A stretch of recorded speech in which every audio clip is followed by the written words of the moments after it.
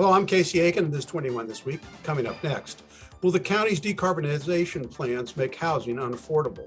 Traffic and toll lanes remain controversial and run up to primary election. And State's Attorney John McCarthy is being challenged as crime is on the rise in Montgomery County. Our panel of insiders will give you the story behind the story. We're joined by former County Council member Nancy Floreen and Secretary of the Maryland Republican Central Committee, Mark Uncapher. Stay tuned for these stories and more on the next 21 This Week.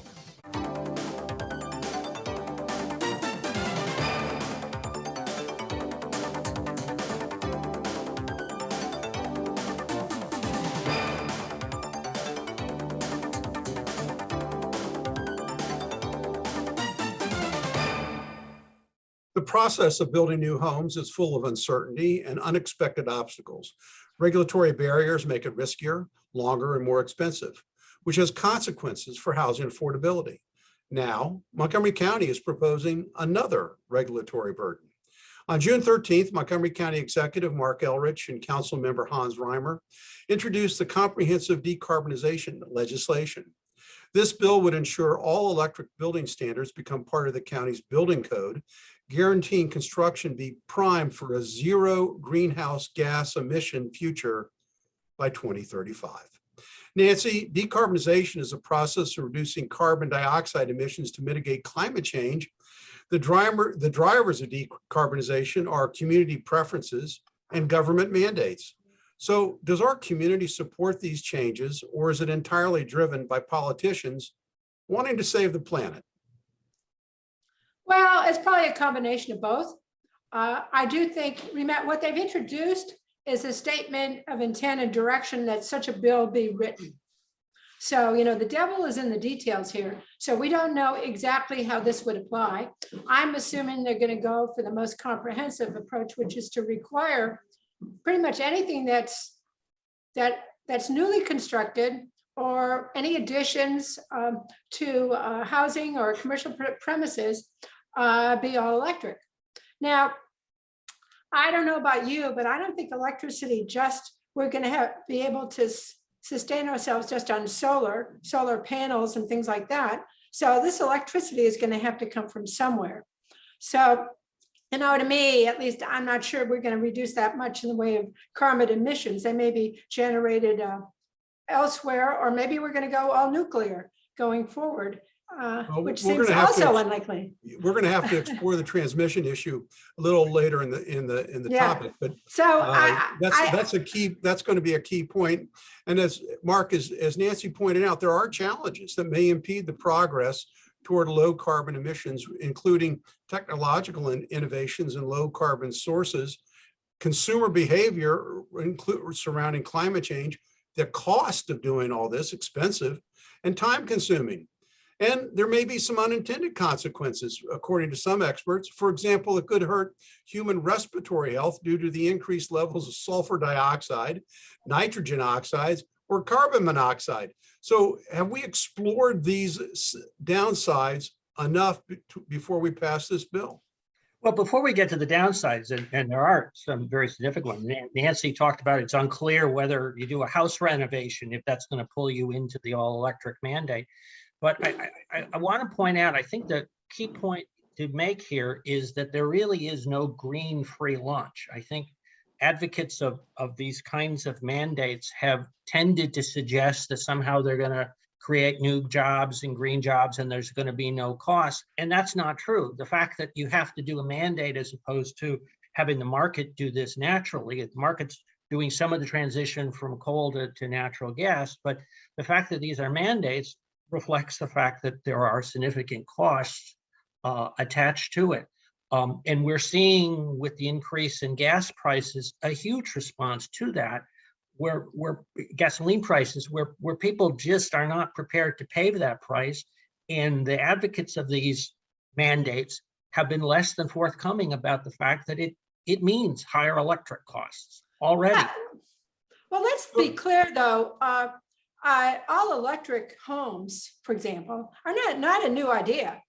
I'm sure we have a plan, and they announced this at a place where it was all electric. So I think the real issue will be, again, the extent to which the cost would be involved in retrofitting existing facilities. And that's the challenge, I think, that they're going to have to take up as they go forward. And it's not clear to me if they're going to completely ban the use of natural gas. But That's a whole other kettle of fish. Well, and that, as I understood it, they were going to, if you had a substantial renovation, you would have to be all electric, which would foreclose using natural gas for heating or for cooking, which is at this point far more efficient, more economical, more efficient than going all electric. My point is, let's be honest about where the costs are when we're making this transition, as opposed to just suggesting that it's all ice cream and party favors. Well, nothing is free, that's for sure. But let's wait and see how this rolls out. Again, this is right before the election. It's also always an issue for politicians. How do we place ourselves in the line of fire? And what's interesting is these are two candidates running against each other for the role of county executive. No, but So let's also look at this. I mean, this is a long-term effort by the county executive and the county council to adopt more green measures. And I think what's missing here is the cost. I mean, the cost factor. I mean, affordable housing in Montgomery County is virtually non-existent because of the high cost of land and the regulatory burden that we already are burdened with in building. So, this could be a non-starter with a lot of home builders. I mean, I'm not worried about the office guys. The office guys will do what the office guys have to do.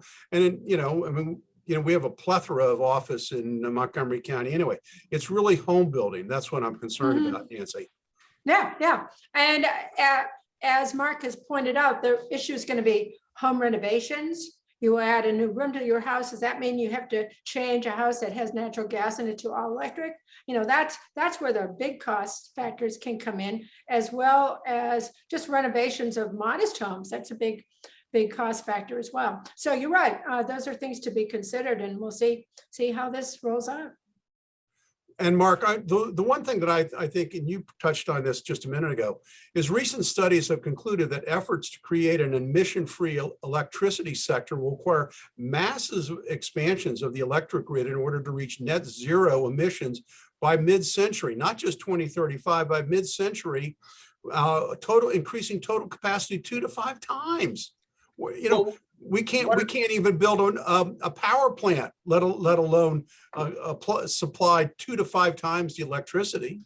And one of the challenges is that while solar and wind can contribute, you need to have if you want to have reliable power, you need to have a backup infrastructure that can kick in when there is that need. And that's expensive, and that's kind of one of the costs that you need to factor into that overall equation.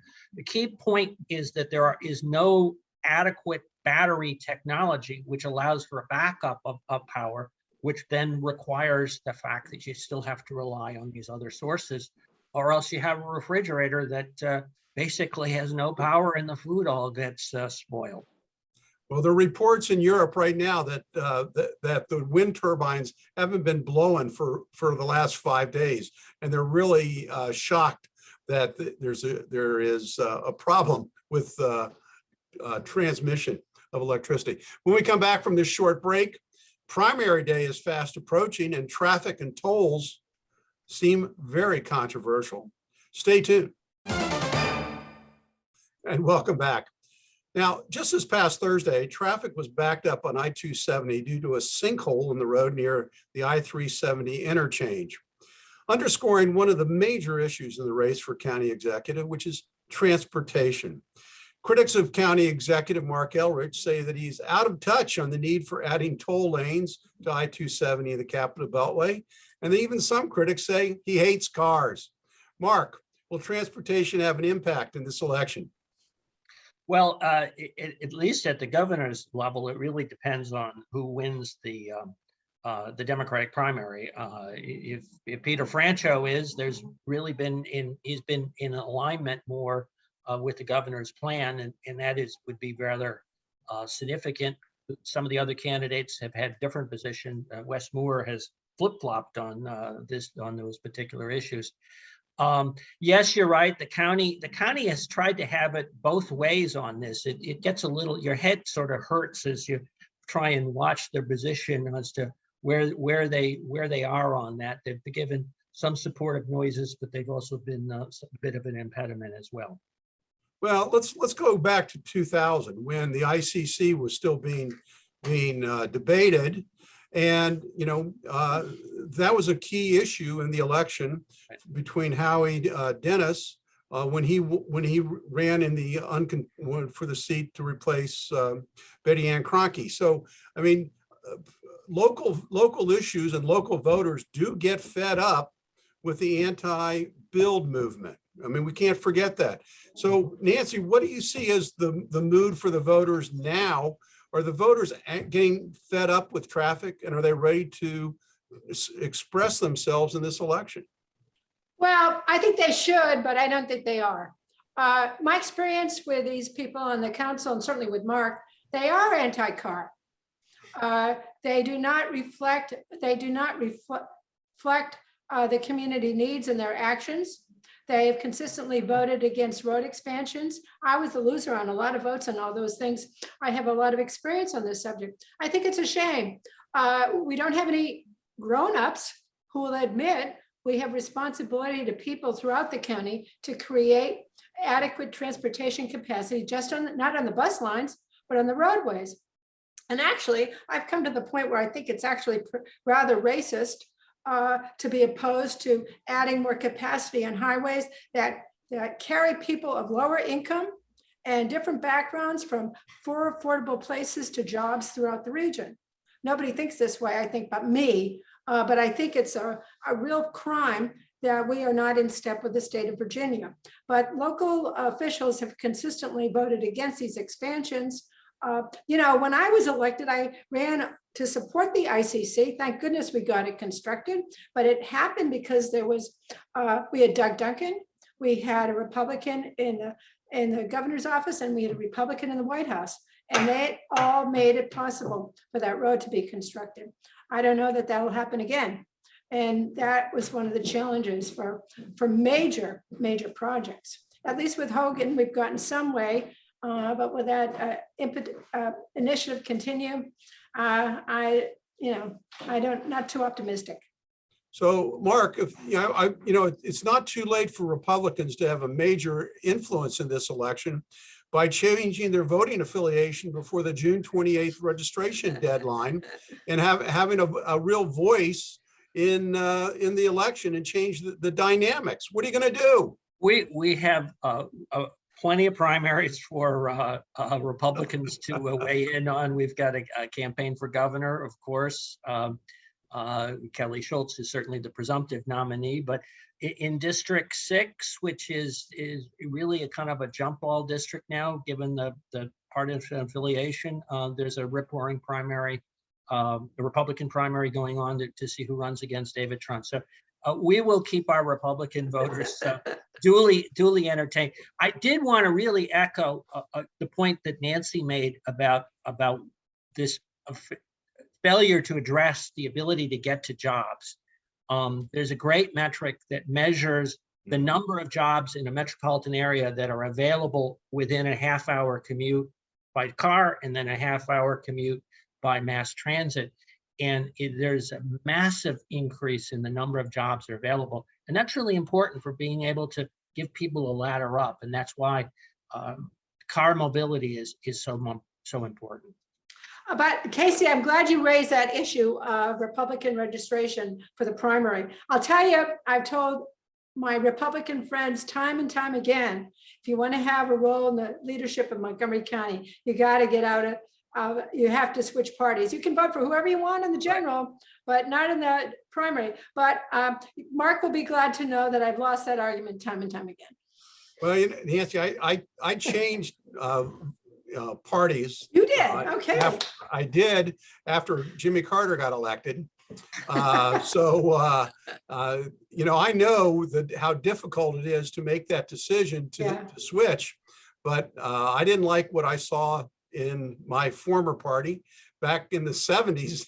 So it's hard. It's like going to a different church, you know, it's just really, really difficult. I don't know if we have any time left, but it certainly looks, Nancy, as if Mark is going to lead in this primary election, unless there are 38% of the voters who say they're undecided. I don't know if they're all going to break against him. What do you think? I think he has an inherent lead as an incumbent. People voted for Mark many, many times. Can Hans or David really distinguish themselves? I don't think they've done it so far. We'll see. We'll see. People are voting now. Well, yeah, we got a few more weeks. Early voting starts on July 7th, by the way. No, I got my ballot. I can put it in you the can mailbox mail. today. Yeah, but I mean, in person. Yes. Remotely is July 7th. So let's go on to our next topic, which is the state's attorney's race. Incumbent state's attorney John McCarthy is running for a 5th term amid cries that he's not progressive enough, while at the same time he's contending with a rising crime rate. Nancy, in the Democratic primary, the state's attorney is under pressure to adopt more progressive policies and is being challenged from the left by attorneys Bernice Maricue North, Tom DeGonia, and Perry Paler. What do you make of that race? Well, I've said this before. I'm not sure why this is an elected position. The job of the state's attorney is really to prosecute. And that's not all that discretionary. What's interesting to me actually is why this is not an issue in the county executive race. Because it's the county executive who has control over the police and how they conduct themselves. And that's the county executive's role in that department. The state's attorney is not in the same line of fire. They can establish policies, initiate activities, many of which have already been done in terms of how we manage the treatment of people who have been arrested. We've adopted a lot of, alternative programs, but the issue of crime itself is not something that the state's attorney is going to be able to fix on his own or her own. If anything, the issue of how we manage crime in the community is up to the police. So it's an interesting conversation. To that point, Nancy, and that's very well said. But the fact is that our recruiting class for new police officers is down. We have police officers who are retiring at a higher rate than ever before. And so there is an issue surrounding crime and how we look at crime that perhaps we focus on the state's attorney because he's charged with enforcement. Focused on, But it's not an issue that's being ignored. And we do have a rising crime rate, particularly smaller petty crimes, car thefts, car breaking ins, burglaries. We're seeing crime at all levels, all across the county, which is, startling to most people who have assumed that Montgomery County, frankly, one of the more safest place on earth that we live in. So, Mark, to that end, being Mark, across the country, progressive prosecutors have been voted into office, and shortly thereafter, there's been a buyer's remorse that set in with voters due to the rapid increase in crime resulting in efforts to recall the prosecutor. Recently, we saw this in San Francisco. There was an effort in Philadelphia to do the same. We just had a prosecutor in Northern Virginia that was taken off the case by the judge because she allegedly, was misleading to the court. So, what are we gonna see here? Are we gonna see a known commodity or be reelected, or are we gonna see something new come in? Well, as you've referenced, we have seen that having the wrong prosecutor and having a prosecutor that is pursuing a progressive agenda or a woke or whatever you want to call it, of not prosecuting minor offenses or what are described as minor offenses, can have an absolutely disastrous impact on the community. You know, you end up, California had the experience where they weren't prosecuting shoplifting, and a whole cottage industry of shoplifting took over and what have you. So while Nancy's right that prosecutor, state's attorney can't do the job of the police, they also can, if you've got the wrong person in, really undo the work of police officers by failing to take appropriate action in enforcing the law.